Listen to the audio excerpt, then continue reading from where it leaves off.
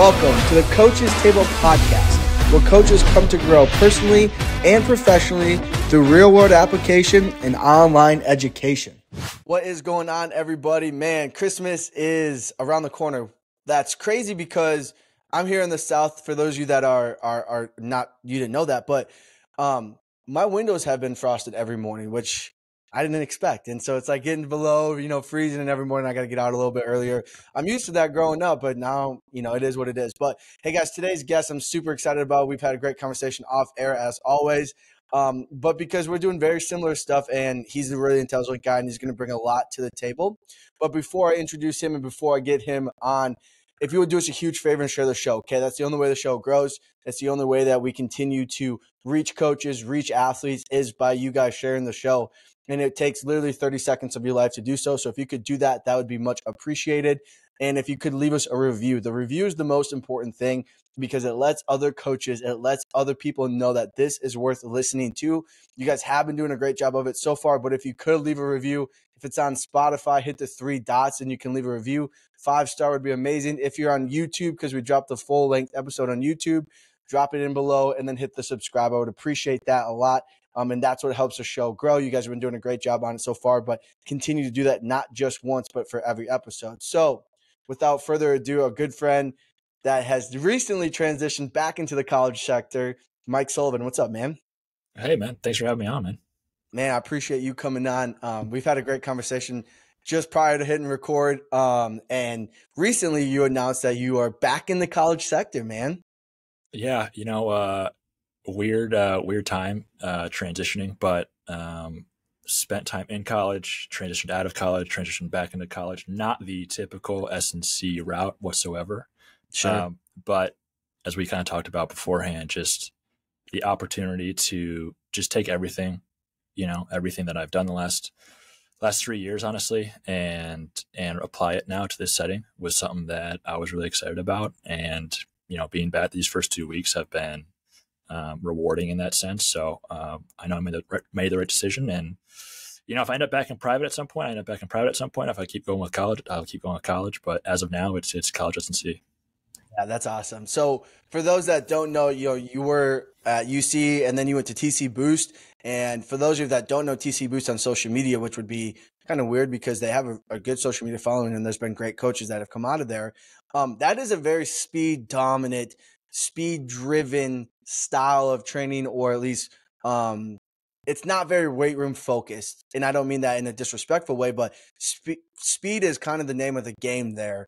What did you, because I'm just going to jump into it, but what did you kind of learn while you're there? We're talking you had 1080s available and run rockets and all that stuff, but it helped to transform your thought process a little bit of like, man, speed is probably one of the most important things, training it consistently and learning about it. What did you learn while you were there that you're going to bring to the college sector? What was something that surprised you? Yeah, it's a good question. I think that in addition to our conversation that we had earlier, just when I was at Davis and just all the time that we were spending away from the weight room, because almost out of necessity, because our weight room was pretty small. We had a lot of teams. We had 24 teams for, an 8-rack, 2,500, 3,000 square foot weight room, right? So it was a lot of athletes in a small amount of space. And so spending time outside the weight room, we did, right? And so I just got to the point where I just felt like, hey, man, all this stuff that we're doing out of the weight room, I feel like is more impactful on the athlete's actual performance than what we're doing inside the weight room, right? I think some coaches go through that kind of evolution. And so at the time that I was thinking about moving on from Davis, I just happened to run into a connection from this facility in Chicago, where I'm originally from. And it was an opportunity to just dive into fully the thing that I've been thinking about. Right. And so I was like, all right, like if I believe that speed development is, more impactful, then let's just do a deep dive. Let's do however long it takes, but let's just do a deep dive and to see if that's the case. And so the last 2 years at TC Boost have just confirmed all of that for me. And I really believe that speed is the, probably the single greatest physical differentiator in all of team sport, and the qualities that you develop in speed development are the peak level of physical quality that you can possibly develop in any other form of training. So I brought that here now, and it's just like, hey, look, like speed development is going to be a big rock for us. Like no matter what, it's going to be a big rock for us. It doesn't matter that our facilities are organized in such a way that if I want to prioritize speed development, that I have to get to the other side of our athletics campus, and therefore like I'm cut off from the weight room. It's like that's going to be how it is. You know, we're going to lift less than we've ever lifted, and we're going to do more speed development than we've ever done. And even in like the 2 weeks now that I've been here, you know, it's just been rewarding to take a program that lifted a lot and did not do much speed development. And it's like, hey, this is just going to be part of what we do, right? This is just going to this is it, you know? And for them to then say, it's just like, it's just nice to feel like an athlete again. Like that's nice. You know what I mean? You know, as opposed to just like, hey man, like, I don't care about your, this is the first thing I told them when I got to Illinois State and I met with the team. I was like, guys, like, I don't care about your 1 rep maxes. Like, I don't care about it. It's just not important to me. What I care about is your ability to play baseball, your availability to play baseball. And we're going to do all this shit out here outside the weight room. And then of course we're going to go into the weight room and we're going to do the things that everybody does, but it's not nearly the same priority level as is speed development. And that's my view on just performance training. And I don't think I really would have gotten that had I not made that deep, deep dive in the private sector. This episode is sponsored by TeamBuilder. TeamBuilder is the #1 performance platform for strength coaches around the world. Their software provides coaches with an elevated experience when it comes to program development, data tracking, and staying connected with athletes and clients. Coaches also have access to consultations with TeamBuilder's in-house sports scientists to help manage and analyze data. Head to teambuilder.com and sign up with promo code TABLE to start your free 30-day trial. That is TeamBuilder, TeamBuildr.com, and sign up with promo code TABLE to start your free 30-day trial. Yeah, so when you made that deep dive in the private sector, what kind of opened your eyes? You know, obviously you guys are doing a lot of speed training, but what kind of opened your eyes to be like, I need to put my eggs in this basket more so than the weight room? Because like the weight room rewards slow vertical forces for the most part, right? Like, cool, we can do grindy reps, which I'm not a fan of. Cool, we can do Olympic lifts. Okay, cool, whatever, right? And like, there's always that constant debate, and it's so stupid, right? But like, is there one thing that you saw, or was it like our athletes do more sprinting and less lifting, and they're still stronger, they're still healthier, and they feel better, they move better? Or what was kind of that one thing that made you say, this is my route, this is probably what I'd recommend compared to just always being in the weight room? I think the most simplistic answer that, you know, is not terribly surprising, I feel like, is just how many athletes do you know that are incredibly strong, that are bad at their sports? You know, a lot, you know. A lot. And now, of course, there are athletes who are very fast or not good at their sports, 100%, right? Very much. Yes. You know, very much so, right? You know that for sure. You know, but to me, it's like, if I am very, very fast and I improve that quality, like, I'm not going to be bad at my sport because of my physical ability, right? I can be strong as shit and be bad at my sport because of my physical qualities, right? But chances are, if I'm incredibly, incredibly fast, multi-directional and linearly, like, it's not going to be a physical issue that's preventing me from playing my sport at a high level. Sure. You know? Now, are there people that break that? Probably, you know, probably, but way less often for sure than just athletes who can trap bar a lot, who can't get on the field, right? So just to me, it's just like, there's a disconnect. There was a disconnect to me. It's just like, we're putting so much stock in people's ability to squat, people's ability to pick a fucking bar up, you know? And it's like, why are we tracking all this stuff when the best athletes in here are never the best athletes out there? Like, it just didn't make sense to me. And I know that's not groundbreaking, right? It's not groundbreaking stuff, but it's like, okay, so then why are we still doing it? Like, if we understand that the best athletes in here are not the best athletes out there, then why are we just hammering away at this stuff? Therefore, like, let's actually explore the stuff that matters. And to me, on the other side of the athletic spectrum is the speed development stuff. And that, to me, seems like the stuff that actually matters. Yeah, exactly. It's so funny because I was having a very in-depth conversation with a friend of mine, and we were discussing physical qualities and physical capabilities, and the question was posed, how important do you think the weight room is for X sport, right? And I was just like, honestly, once you get to a certain level of strength, it's not the make or break in the weight room. Like, yes, we want to ensure that we are continuing from a resiliency standpoint, continuing from a, hey, let's make sure that we're still staying healthy. Let's do that aspect of it. But like, if you're not like the sports we were talking about were very skillful sports, like for instance, baseball for you, it's a very skillful sport, right? Cool. Like, so if I increase whatever exercise, that's great. But if you still suck at the skill element of your sport, you're still going to suck.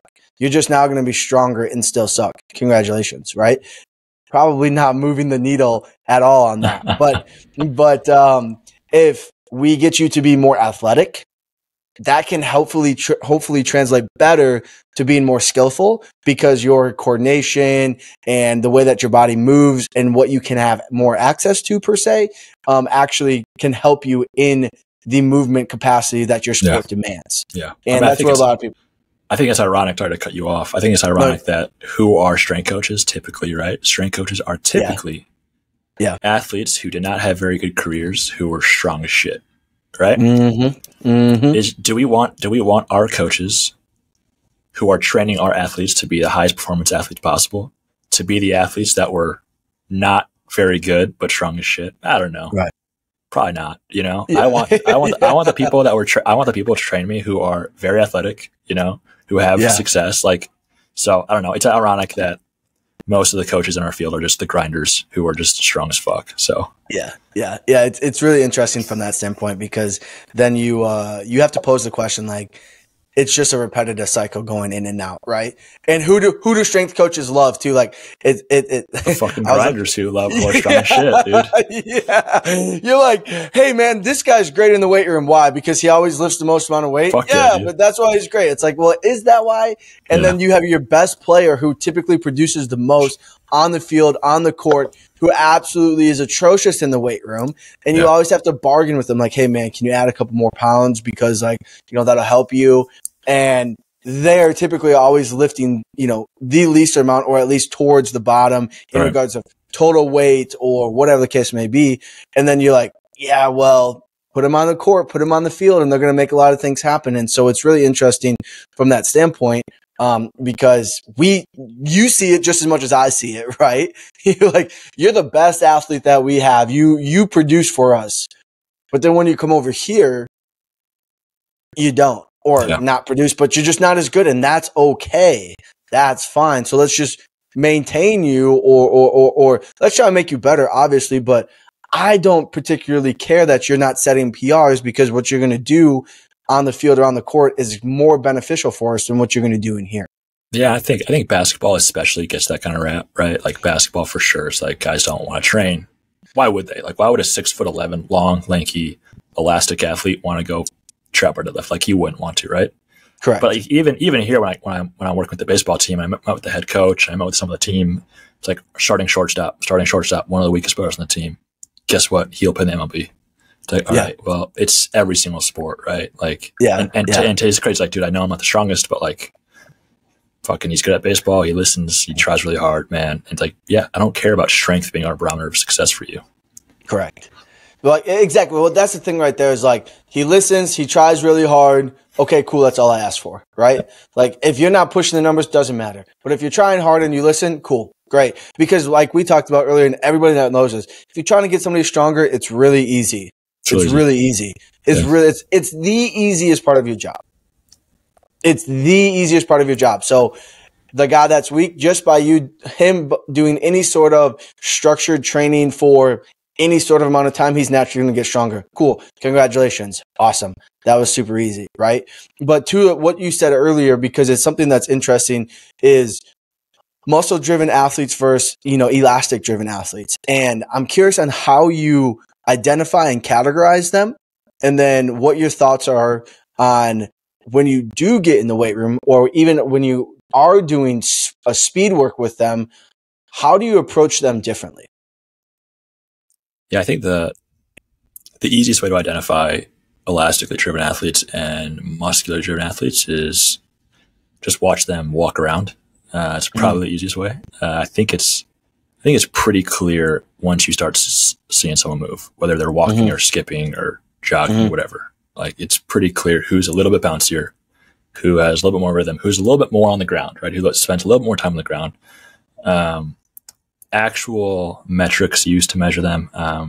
I have not had a force plate until just now, in my career. So using the force plate will be fine. I know that in terms of force plate usage and on our own podcast, we've had plenty of guests who've talked about it, and Hunter has talked about it quite a few times, but things like counter movement jump, time to take off, depth of counter movement, right? Pretty indicative. Short time to take off, short counter movement, probably elastic athlete, a little bit longer, probably more muscular driven.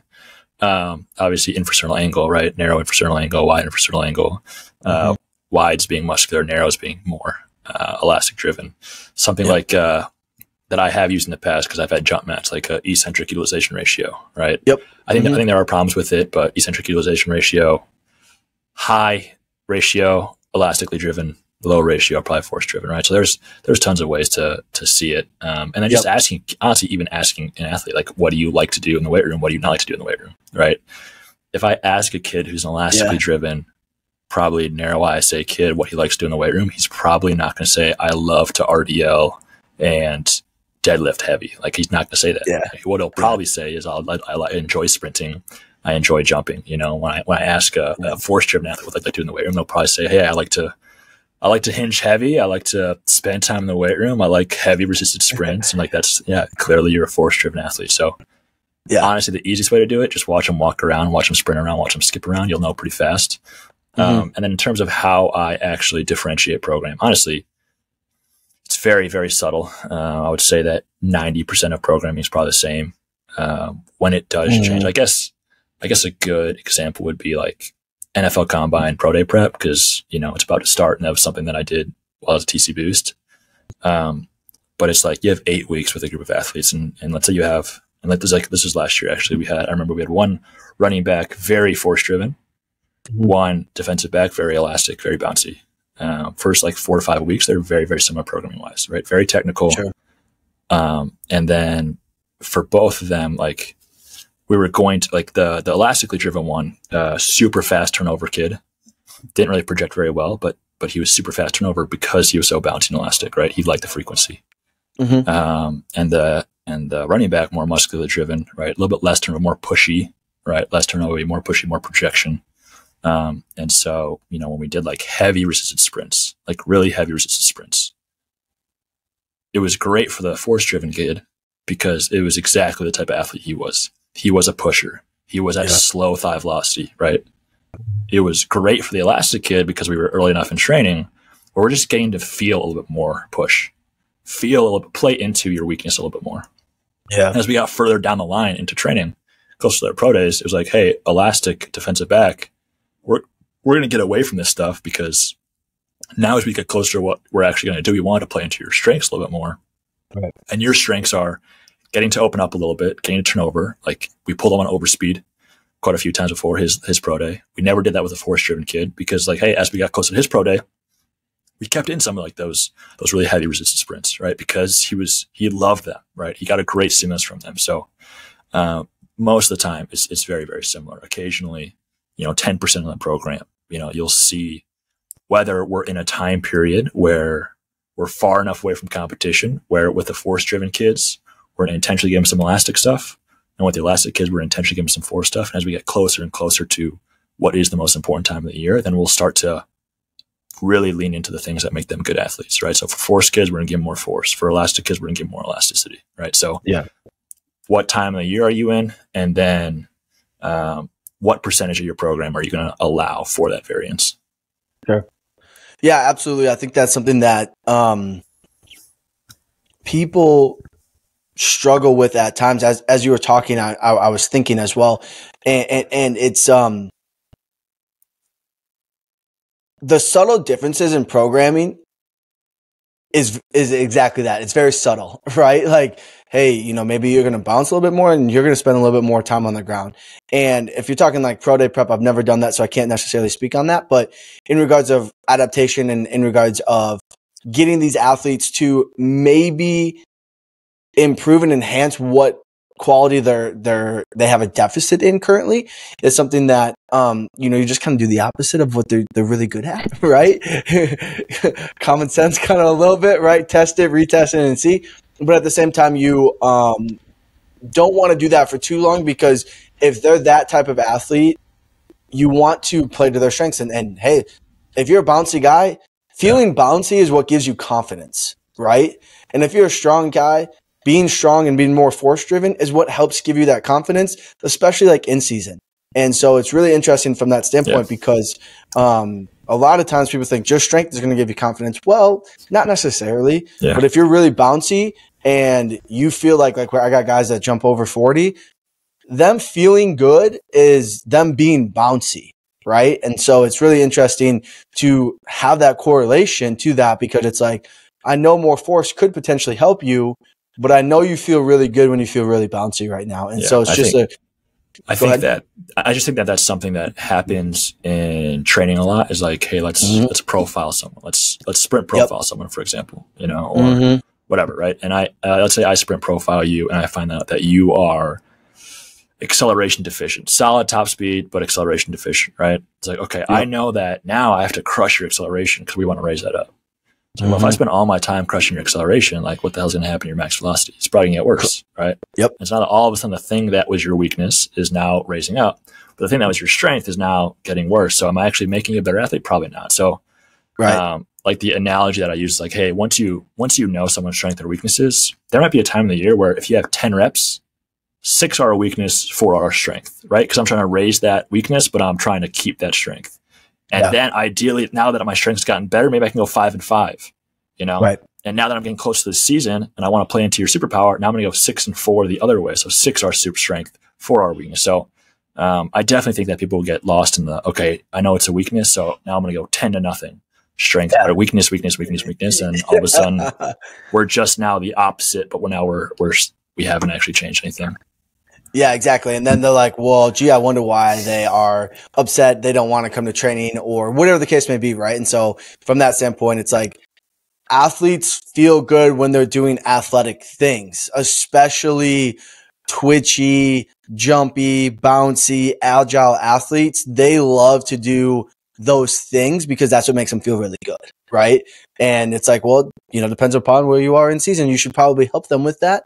And then you have to ask yourself, like, the major question in season, at least, is like, what is the sport taking care of? And do you need to do more of that or do you not? Right? Like, for instance, basketball, I do 0 change of direction. I don't need to. They do 500, 600. It doesn't matter. Right? And so everything from that standpoint is really interesting, but you have to kind of identify that. Going back to speed training, because I think there's differences in the private sector compared to the team setting. So, in the private sector, you're probably working with still a small group, but a lot of one-on-one stuff. How do you still apply what you've learned now in a team setting where, for baseball particularly, you have a decent amount of athletes that you're training, maybe doing 2 groups or just 1, but how do you plan on, or what do you recommend for people that were in the private sector? What have you learned from the private sector that you're going to bring to the team sector in regards of speed training, particularly now at a group level? Yeah, that's a good question. I would say that the majority of the training that happens in the private sector is very small group, 1-on-1, 2-on-1, 3-on-1, whatever. There are situations for sure when you have huge groups, Right. So it's not to say that the private sector, you only have that. Like, there are situations in which you have full teams, you have full football teams, you have multiple football teams training at the same time, right? So you do get it and you get exposure to that, right? And so, like we talked about in the front end, like when I was at TC Boost, like I had every sprint technology I could have possibly wanted, I had at my disposal, right? And typically you're in a small enough group where you could you do whatever you want, right? And so, yes, the primary difference I would say is probably just my status quo, if I'm doing speed development work, is going to be with a large group. Sure. So how do I now adapt what I'm doing for a large group? And so really it's just about understanding what you're trying to train, right? And then it's just like, strength work. It's like, if you know what quality you're chasing, you have 100 tools in the tool belt to chase that quality, right? So let's say if I'm in an early acceleration, I'm trying to work early acceleration. Well, if I have a 1080, then maybe I could go 50% velocity decrement, which is a really heavy sprint for 10 or 15 yards. right? Let's say I'm going to go 10 yards. Well, if I know on the team setting, I don't have a 1080 now. It's like, but I do have bands.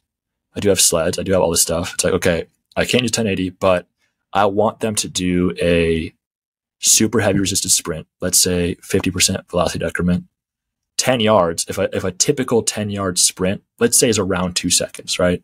If you're fast, it should be obviously faster than 2 seconds, but 2 seconds is a nice round number. Okay, 2 seconds.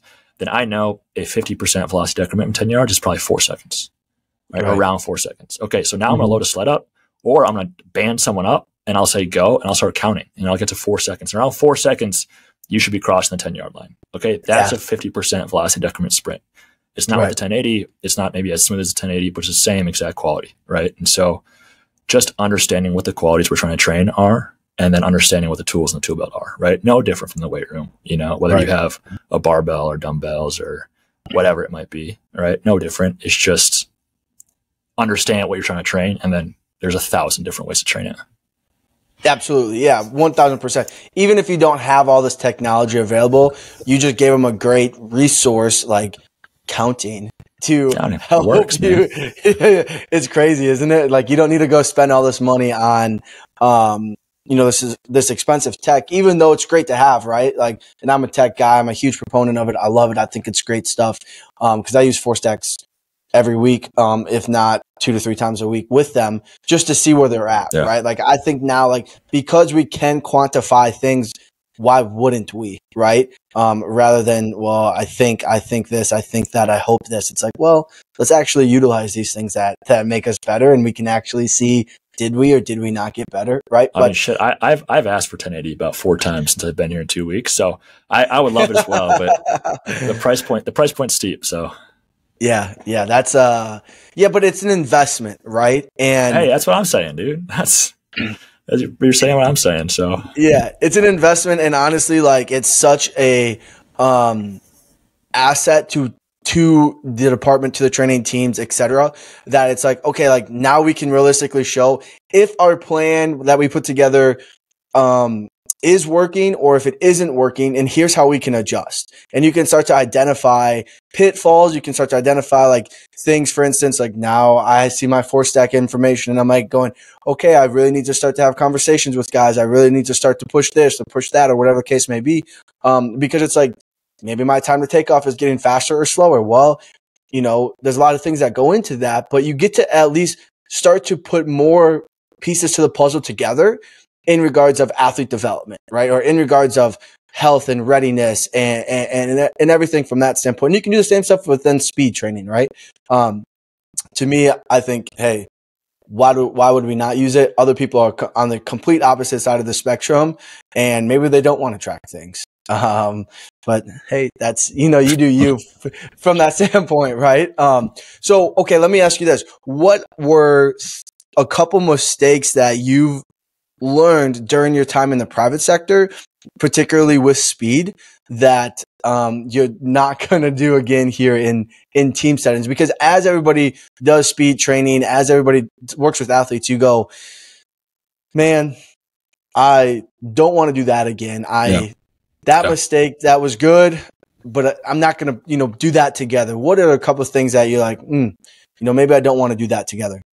Yeah, honestly, you know, this is probably a kind of bigger scale answer. Sure. But honestly, it's just like not allowing resource or space to be the resource, space, or time to be the reason that it doesn't happen, right? Like where I'm at right now, right? Illinois State University, right? It's in Illinois, right? So it's wintertime. It's December right now. It's fucking cold out, right?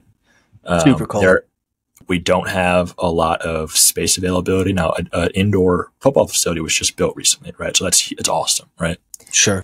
But if I'm going to choose to train my team in that facility, that means that, you know, if I have an hour, right, and I want to do speed and lift, if I want to do speed, I probably not actually do much lifting, right? Because the time it's going to take for us to get from there to there is a lot of time. It's a big transition time. So it's like, all right, what I've decided, right, has just been, regardless of how much time it takes, regardless of, you know, what my availability is, like, we're going to do sprint development at every time of the year. There's going to be no point in time where I'm going to say, hey, it's too cold out. Hey, I don't have the availability, the resources to do it. It's like, even if I'm stuck in the weight room and we have to do some kind of like banded A series in place, like we're going to make the time to do it. Because again, like it is just foundational to what I believe as a coach is that speed development is the singular biggest rock, right? So at no point can I just not train my biggest rock. And I've definitely in the past been in situations where I was like, it's like really cold out. It's going to take too much time to transition over here. Like we just won't do it today. Right. And so it's just not something that I'm going to allow happen. And when I was in California, it was great, right? Because I was in California and it was warm all year round and you could be outside all the time. The only issue was when the air quality was so bad that you couldn't breathe. But besides that, you could be outside, so just making sure that what is important to you stays important to you. And that to me is speed development for my field. I mean, now with swim, I'm not going to speed train swim. If it's that cold outside, I'm not going to do it, dude. But with baseball, it's going to be a staple in what we do. It's a big thing in baseball. Absolutely. And I think that's a big thing, like when people talk about putting programs together, it's so easy just to revert to the weight room. It's so easy just to revert to, hey, we're just going to come in and lift, right? But what's difficult is for those that live in the Midwest and those that live in these states where it's cold, even now, like our guys come in and, they're complaining, man, it's cold. It's cold. I'm like, yeah, it's definitely not warm. I'll tell you that much, So with that question, I will say before I'll interrupt you real quick. That's cool. I will say like our baseball team, like we start the first, month of our season in the South because in order to play baseball, you have to be outside. And so the first month of our season is we're just road tripping in the South. It's like we're going to play those teams. Like those teams just can't be faster than us because they live somewhere warmer, right? That's just not an excuse for us not to train this incredibly important quality. It's like, I can't sit down to the coach at the end of the year and say, hey, why are we so slow? It's like, oh, because we're an Illinois coach. It's like, that's clearly not going to be okay. So we're going to play the same teams. We're going to play the same teams that have great availability that can just be outside and sprint, right? So I'm going to make sure it's availability. But sorry to cut you off. Go ahead. No, you're good. I was just going to ask you because I know we talked about this, but for those that one of the things that you notice at larger schools that you don't get at smaller schools is the convenience factor. And what I mean by that is the ability to have an indoor attached to a weight room or the ability to have space attached to a weight room to then train the speed. And for us, sometimes our transition time takes up 7-10 minutes because you have to go to a different gym. Well, that different gym is located over here. And that's a major difference in regards of like sometimes really big schools and mid majors, low majors, etc. If you are in the weight room and you have space to train speed, what do you recommend and how do you recommend doing it? Because I know that's a point for teams is you can still train speed in the weight room, whether it's banded stuff, whatever the case may be. But if you are in the weight room because of lack of convenience, because of whatever the situation may be, but you're still like, I need to train this quality, how do you recommend doing that? Yeah, really important question, right? And it's a question that I've gotten quite a few times, because coaches are always like, I'm in Wisconsin, man. I have a hallway and a weight room. That's all I have, right? So obviously, if you can sprint, right? That's the best answer possible. If you can't sprint, right, and you want to train those qualities, Rob Assis, who's the jumps coach at Home with Flossmoor, he wrote an article on Simply Faster a while ago, and he talked about sprinting and the qualities of sprinting, right? What are the physical characteristics that you develop once you sprint? And basically he said, he was like, right, it's the highest force, highest velocity. Not only is it the highest force, highest velocity, but it's also the quickest contact time, whole body stiffness, whole body rigidity. And it's also the best challenge of total body coordination. Yep. And so if you take, like, let's say those three qualities, right? Force, coordination, and stiffness, right? Those are the three primary qualities of sprinting. Well, the weight room can serve as a place to train those qualities in isolation, right? So I might not be able to train the quality of just sprinting in a straight line and get all three of those in one. But what I can do is I can get rid of some of those qualities and then isolate one or two. So let's say I'm doing a high force movement. So for myself, right? So I'm going to sprint my teams and we're going to sprint and then we're going to come in the weight room. And when we come in the weight room, it's not about so much, hey, I'm going to squat, push, pull, hinge, do all that shit. Like, I don't really care, to be honest. What I care more about is I can't sprint indefinitely. If I could, I would sprint my athletes indefinitely if that didn't open them up to, some kind of injury or just central nervous system depletion, right? So when I come in the weight room, it's like, okay, now what I'm going to do is I'm still going to train the qualities of sprinting, but just in isolation. So one of the qualities is high force, right? Highest force thing you can do is sprint. Okay, what can I do that's high force that doesn't require super high levels of coordination or super high rigidity, right? And then this is kind of where I lean into some of the stuff that like Hunter's done, right? And I know you had him on and you talk about like some of his force system stuff. And it's like even like a depth drop off a high box. Like if I'm a 200-pound male and I'm dropping off a 40-inch box, like that is a huge amount of force. It's an extremely higher number than I'm going to get from a trap bar deadlift, right? I can't compare those two things, right? So that's a high force, doesn't require a whole lot of coordination, right? It's like, okay, so that's a quality of sprint that I can train without sprinting, right? I can do that in any weight room. And then you have things like, okay, well, how do I train, my stiffness? How do I train it? Well, there's so many different ankle variations of stiffness that you can do in a weight room with no space. There's a million different variations. And there's different variations of coordination. It's like, and I took this from Chris Corfist, who I just saw him at Track Football Consortium this last weekend, and he was talking about all he did for conditioning for his track athletes this year was standing leg swings. That's all he did, right? Now, he would have his kids go for like 40 or 50 seconds. And if you've ever tried to do a leg swing for speed without your torso moving for 40 seconds, like it is incredibly difficult, right? Incredibly difficult. Even doing it for 10 seconds is really, really difficult, right? And it requires so much coordination to try to keep your torso still and swing your leg back and forth, right? But again, that is a quality. It's a total body coordination activity that requires no force output and no stiffness, right? So you're just isolating qualities of sprinting that you can do anywhere, anytime. So to me, the weight room just serves as a place to be able to simplify the qualities of sprinting in a safer, less intensive way than actually sprinting. And then once you do that shit, then it's like, okay, now I'll go push and pull and hit all that general stuff. But no space, you're in a weight room, isolate the qualities. And when you can sprint. But there are situations for sure when it's like, it's not possible to sprint in this exact situation. So yeah, you do have to do that, but it's definitely better than just being like, okay, I'm just gonna squat and deadlift and whatever, right? There's always a better answer than that. Yeah, absolutely. And there's so many different ways, like you said, to get the adaptations in isolation in the weight room that you can still get high force. Like I love ISOs. I think ISOs are amazing. ISOs are the fucking best, man. Dude, I think honestly, like I see more results from guys just doing ISOs, whether that's a split squat ISO, whether that's spring ankle ISO series, whatever the case. We do a bunch of ISOs because we're basketball players and it helps our tendons a lot too. But it also is a super high force thing when done right? Like when done right. But it really helps them tremendously because it's such a low level skill. Hey, stay here in this position, pull as hard as you can. Cool, great, awesome, thanks. Have a great day. You know what I'm saying? If I could create a program that was just ISOs, I would. Yeah. And I've kind of tried to in the past for myself, but I mean, it's so boring. Like just doing ISOs is so fucking boring. So like I won't ever do it to an athlete, but like 100%, I think you can build a very quality program. If you sprinted and did ISOs, dude, like I think you're set. I think you're set as an athlete. Yeah. Yep. Absolutely. So Mike, because I know you got to go, but where can people find you online? And then we probably have about 10 minutes or so, but yeah. Cool.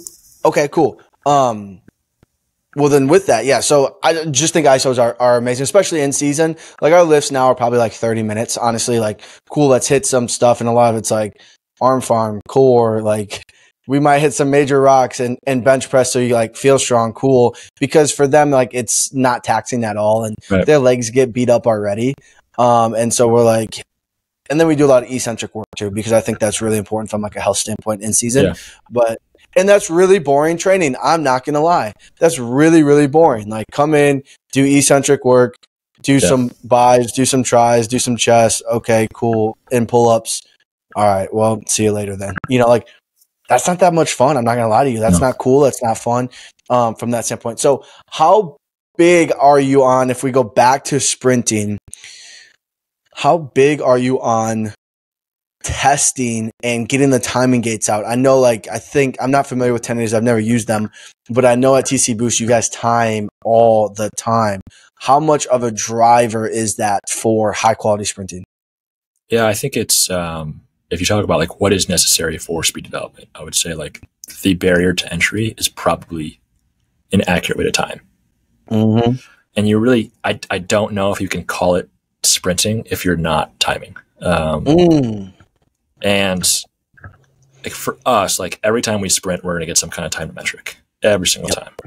And like speed development is kind of finicky, right? So like I can't time someone at the start of an 8-week cycle, speed train, and at the end of that 8-week cycle, time them again, right? Like I don't like your central nervous system is dependent on so many things going right? Like, you know, if you come back in 8 weeks and you're, let's say on a flying 10, I'm 5/100ths of a second slower than my initial test. Does that mean I got slower, or does that mean I just didn't sleep very well, or I'm kind of stressed out, or I didn't eat very well, right? Like, I have no idea, right? So therefore, I have to time all the time, right? Yeah, and it's a great way to like you never know when someone's feeling fast, right? So you might like week 3, day 1, whatever might be the fastest time, right? So you don't know unless you're timing. But then also it's a great indication. It's like, hey, if I'm running a flying 10 and I can't hit 90%, there's something's probably wrong, right? Yep. And I don't know that unless I'm timing. But once I do know that, it's like, hey, like what's going on? Like if we can't hit 90% of a sprint, it's not that hard to hit 90% of a sprint. But if I can't hit 90%, then it's like, okay, like I have to reevaluate what we're doing. And I might just have to like tell you, hey, like we're good. Like we don't have to keep going. Like clearly your CNS is fried. Like let's not keep frying it. There's nothing good that's going to come out of it. So to me, like timing is, lasers have to be on every single day, man, if you're sprinting. And if you're not lasered, then you're not really sprinting. So correct. That, and I'm going to talk about this particularly in season. The level of fatigue that occurs during travel in season and the potential effects that it has on your central nervous system, level of recovery, and sprint speed is something that you need to note and be about. Because like, for instance, we have 13 straight road games and we're flying, and sometimes it's a 2.5 week thing. Sometimes it's a weekend thing, and you have all this stuff. Like we came back, we had a game, and then we came back, we had a day off. And when I say a day off, I mean like we got in about noon, had the rest of the day off, and then we had practice. Guys came in today, and I know they're fatigued. Like I can see it on their face. Like you're fatigued. I can see that. Let's just get some movement in, okay? I don't care about weight. I don't care about anything else. Let's get movement in and go from there. Because I've done it before where I'm like, well, let's hop on the 4-stack right away. And then their numbers are crap, right? And I'm like, well, you're clearly not recovered. Like that is very clear. Just be cautious of that is my point that I'm making is just be cautious of that, especially when you start timing, especially when you start sprinting and you're seeing guys that they're saying they're trying hard and you're like, ooh, you're looking really lethargic. The level of your travel has a large impact on their level of recovery and their central nervous system readiness for sure. And it's like, if you don't time and someone's feeling like shit and they're not upfront about it, if I time and I see that it's just shit time and I know you're more kids, like that is your indication right there. It's like, hey man, like we're good. Like we don't need to keep going. Kill it. Like in order to have a good sprint day, your central nervous system has to be firing. You know, and if your central nervous system is not firing, then there's no point to do max effort sprints. There's no point. So timing is essential if you're going to know that. Yeah, absolutely. 100%. And I think now there's so many more indicators that we have that can give us an insight in that more. Sprinting and timing is one of them. You know, RSI is another one, or MRSI is another one, right? And so you can start to be like, okay, cool, right? So completely switching gears. You have a podcast. If people don't know about that, talk to them about that, what you guys do, how you guys are doing it, and everything that y'all got going on. Yeah. Well, thank you for asking that question. Absolutely. So I co-own, Move the Needle Human Performance. We do a podcast. Hunter Eisenhower, who is the men's basketball guy at Arizona State, also former guest on the Coach's Table Pod. That's right. We first started in July, and we drop an episode every Wednesday. And really our goal was just like, performance evolves, right? Performance has always evolved. Like what I learned about 4 years ago is very different from what I'm learning about right now. Right. Yeah. So if that's the case, there is always room at the top for more. There's always room at the top for more education. And we like to think that we deliver pretty solid education. So we interview a lot of coaches. We, like yourself, we interview a lot of athletes too. Sometimes we actually our first athlete pod is dropping soon. But our goal is to dig out high performance nuggets, so check that out, Move the Needle, Human Performance. And we're going to start pursuing a little bit more than just podcasting in the near future, but that is TBA. Yeah, absolutely.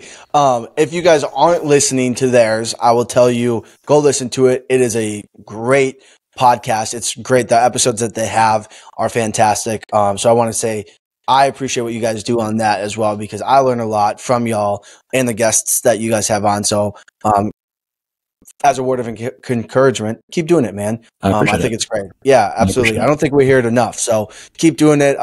Good feedback. I really enjoy it. So it's awesome. Mike, where can people find you online? My Instagram, Coach Mike Sully, is probably the best place to find me. Reach out to me.